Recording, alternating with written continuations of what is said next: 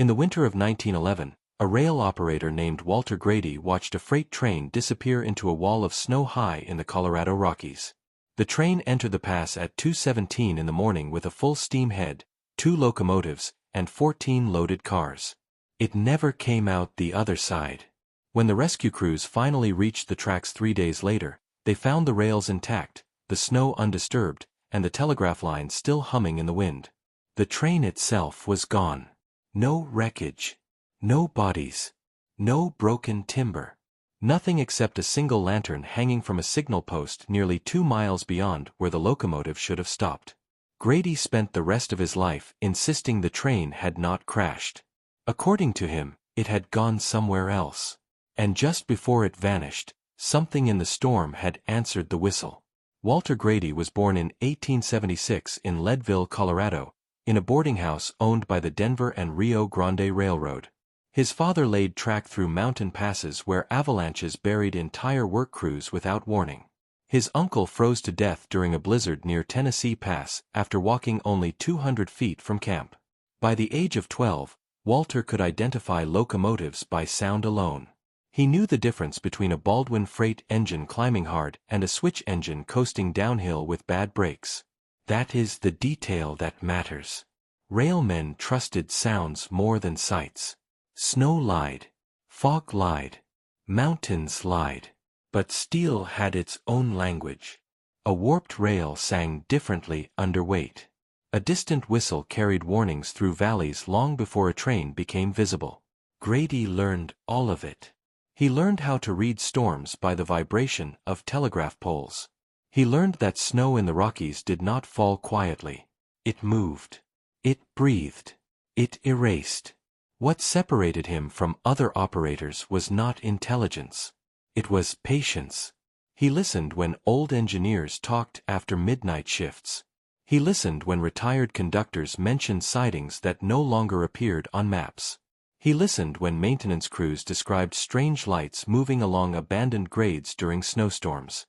Most men dismissed those stories as mountain sickness. Grady did not. In October of 1911, an old telegraph engineer named Elias Mercer arrived at the Corona station carrying a leather satchel filled with maintenance records. Mercer had spent 23 years servicing signal lines through Rollins Pass, one of the highest and most dangerous railroad crossings in North America. By then he was half blind in one eye and coughed blood into a handkerchief between sentences. He told Grady there was a section of track near Needles Eye Tunnel where operators occasionally received signals from trains that did not officially exist. Not ghost trains. That was not how Mercer described them. He said the signals came from trains that should have already passed. At first, Grady assumed Mercer meant line echoes or crossed telegraph interference. That happened in storms. Heavy snow and static could bend signals strangely through mountain wire.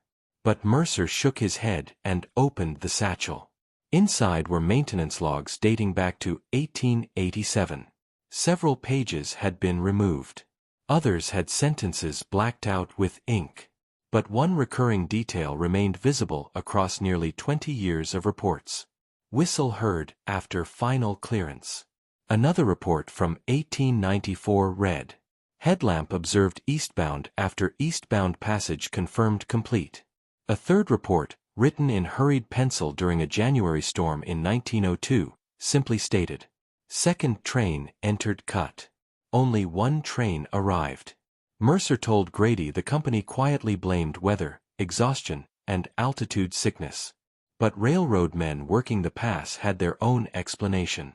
According to them, there were moments during severe storms when the mountain opened routes that did not belong to the railroad at all. Grady laughed at that. At least at first. Then Mercer showed him the map. The official route over Rollins Pass was already dangerous enough. Tight grades. Narrow cuts. Avalanche chutes. Snow sheds buried under drifts 20 feet deep. But Mercer's map showed something underneath the printed route. Faint lines drawn in gray pencil. Parallel grades branching away from the real tracks and disappearing into sections of mountain where no railroad had ever been built. Grady asked what the lines meant. Mercer answered carefully. Routes the company stopped talking about. That was the beginning. The storm arrived on December 18, 1911. Operators later described it as one of the strangest winter systems ever recorded along the pass. Snow fell sideways for nearly 16 hours. Telegraph poles iced solid. Wind screamed through the cuts hard enough to shake station windows. Visibility dropped to almost nothing. Crews at Corona said the storm sounded wrong. Not louder than usual. Closer. Near midnight, freight train 402 began its climb westbound through the pass. 2 locomotives. 14 cars. Coal, machine parts, lumber, and mail. The engineer was a veteran named Thomas Hale who had crossed Rollins Pass more than 200 times. At 1:43 a.m., Hale telegraphed Corona Station requesting updated snow conditions near Needles Eye Tunnel. Grady answered personally. At 1:51 a.m., Hale sent another message. Whistle heard ahead on line. That should have been impossible. No scheduled traffic occupied the western grade. Grady checked the books twice. Freight 402 was alone on the mountain. He replied asking Hale to repeat the message. The response came 4 minutes later. Whistle repeated. Sounds close. Then silence. At 2:11 a.m., station operators at Tolland reported hearing 2 separate locomotives climbing the grade toward Needles Eye. One whistle belonged to 402. The second sounded deeper, slower, older. At 2:17 a.m., Grady looked through the storm and saw the headlamp of 402 entering the upper cut east of the tunnel. Behind it, just for a moment, he saw another light moving inside the snow. Not behind the train. Beside it. He later described the second light as dimmer and strangely steady, unlike the violent shaking of a real locomotive lamp in mountain weather. It moved parallel to 402 for several seconds before both lights disappeared into the storm together. Then came the sound. Not a crash. Not metal tearing. A whistle. Long, low. Powerful enough to vibrate the station windows. Every operator at Corona heard it. None of them recognized it. The whistle lasted nearly 12 seconds before cutting off abruptly in the middle of the note. After that, the mountain went silent. No telegraph activity. No wheel noise. No steam release. Nothing. Grady attempted contact immediately. No response. At first, crews assumed heavy snow had blocked the tracks or damaged the line. That happened often enough in the Rockies. But by dawn, something no longer made sense.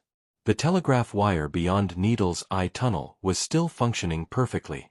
If the train had derailed, crews should still have reached signal points along the route. If an avalanche buried the engines, debris should have been visible somewhere near the cut. Instead, the line beyond the tunnel remained completely clear. And Freight 402 never emerged. Rescue operations began late that afternoon. Conditions were brutal. Snowdrifts reached 20 feet in some places. Entire sections of track disappeared beneath ice. Crews moved slowly with shovels, lanterns, and rotary plows. It took nearly 3 days to reach the upper cut where Grady last saw the train. The tracks were empty. That is the detail that matters. Not damaged. Not buried beneath wreckage. Empty. The rails continued westbound through the pass untouched except for a thin layer of fresh snow. No broken ties. No splintered wood. No scattered coal. No torn metal. Nothing. Except one thing. Nearly 2 miles west of Needles Eye Tunnel, hanging from a signal post beside the tracks, rescuers found a conductor's lantern still burning. The storm should have extinguished it hours earlier. The glass was warm. The flame steady. And beneath the lantern, pressed lightly into fresh snow, were footprints. Only 3.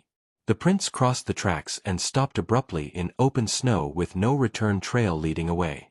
Railroad investigators officially concluded that Freight 402 had been destroyed in an avalanche and buried somewhere beneath the pass. But avalanches leave evidence. Bent rail. Broken timber. Pressure scars. Snow displacement. Search crews found none of it. For the next 6 months, workers combed the mountain during spring thaw searching for debris. They found nothing. No locomotive. No bodies.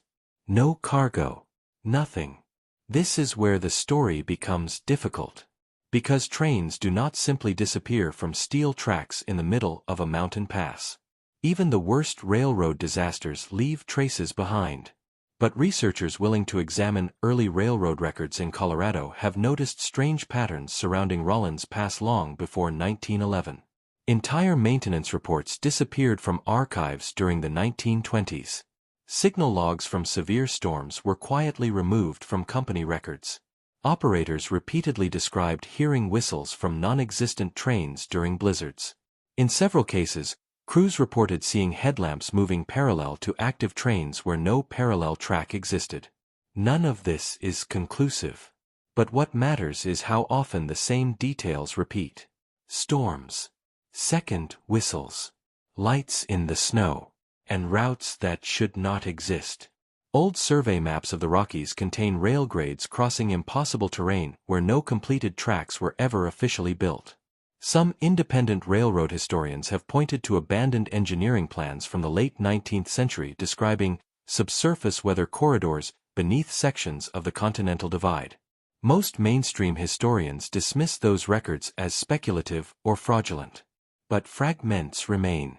In 1901, a Denver engineering journal briefly referenced a tunnel project west of Rollins Pass involving thermal anomalies beneath the granite shelf. The article vanished from circulation less than a year later. In 1898, a maintenance crew reportedly discovered sections of polished black stone beneath collapsed track supports near Needles Eye Tunnel. According to internal notes, the material was unnaturally smooth and warm despite freezing conditions. The report was never publicly released. The official record becomes difficult to reconcile here. Because by 1911, too many railroad workers were quietly describing the same thing. A second route in the mountain. One that appeared only during storms. Walter Grady did not believe any of that before Freight 402 vanished. Afterward, he became obsessed. He spent years interviewing surviving operators, snow crews, and retired engineers. Most refused to speak openly. But a few admitted strange experiences near the pass. One brakeman described hearing wheel noise moving underneath stationary tracks during whiteout conditions. A telegraph operator claimed she once received a transmission from a locomotive that had already arrived 2 hours earlier. An engineer named Caleb Dunn swore he saw another train pacing his engine through heavy snow in 1907. Same speed. Same direction. Same whistle rhythm. But when the storm cleared, there was nothing beside him except rock wall and empty air. Then came Mercer's final confession. In February 1912, 2 months after the disappearance, Grady visited the old telegraph engineer at a hospital in Denver. Mercer was dying. Before sunrise, he told Grady there had once been plans for a second rail system through the mountains. Not above them. Below them. According to Mercer, surveyors in the 1880s discovered strange heated chambers beneath sections of the Rockies while drilling support shafts.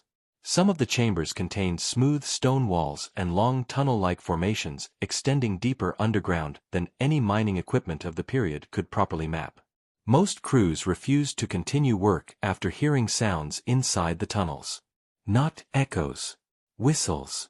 Mercer claimed railroad executives quietly shut the project down after several workers disappeared during winter storms.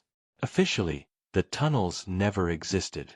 Unofficially, maintenance crews continued reporting strange signal interference near the old survey points for decades afterward.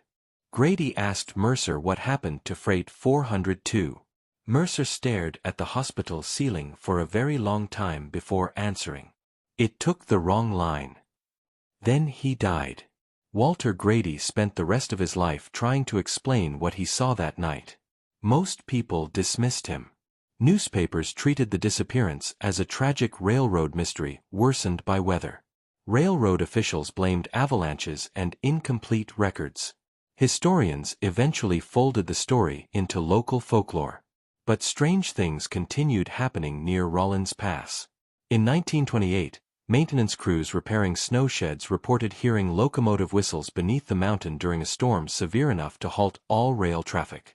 In 1936, a section of track near Needles Eye vibrated continuously for almost 6 minutes despite no trains operating anywhere on the line. In 1951, 2 hikers claimed they saw a headlamp moving through heavy snow above the abandoned grade long after the railroad shut down winter operations. According to their account, the light moved silently. No engine sound. No wheels. Just light. Then there is the final detail. In 1974, during structural work inside the Moffat Tunnel, workers reportedly uncovered a section of older stone far below the official railbed. One laborer later claimed the wall contained iron brackets shaped like mounting points for rail lines.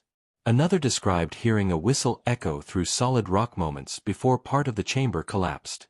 The official report listed the event as minor blasting instability. Nothing more. Walter Grady died in 1958 in a nursing home outside Boulder. A nurse later told local reporters that during snowstorms he became extremely agitated and asked whether anyone else could hear the second whistle. On the night he died, a winter storm moved across the Rockies. Shortly after midnight, staff found him awake beside the window listening to the wind. They asked him what he was hearing. He answered quietly, "It's coming through the pass again." Then he closed his eyes. Maybe Freight 402 was destroyed beneath an avalanche that search crews somehow failed to uncover. Maybe the storm confused exhausted operators. Maybe the second whistle was only wind moving through ice and timber high in the Rockies. Maybe. But if Walter Grady was telling the truth, then somewhere beneath the snowfields and abandoned grades of Colorado, there is still another rail line running through the mountain. And sometimes, during the worst storms, something still rides it.